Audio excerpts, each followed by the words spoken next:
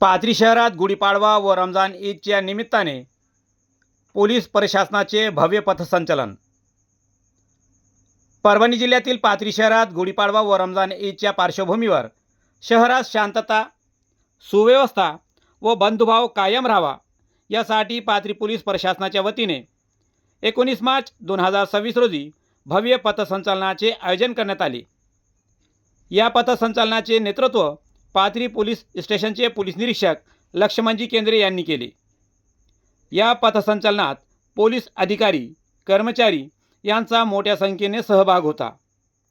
शहरातील police station ते main road प्रमुख रस्त्यांवरून हे पथसंचलन करण्यात आले।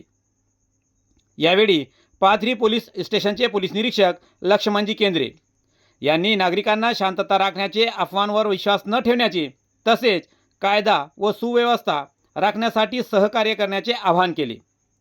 रमजान ईद सारख्या पवित्र सणाच्या काळात कोणताही अनुचित प्रकार घडू नये तसेच सर्व समाज बांधवांनी आनंदाने व सुरक्षिततेने सण साजरा करावा, हा या पथसंचलनाचा मुख्य उद्देश असल्याचे पोलीस निरीक्षक लक्ष्मणजी केंद्रे यांनी सांगितले।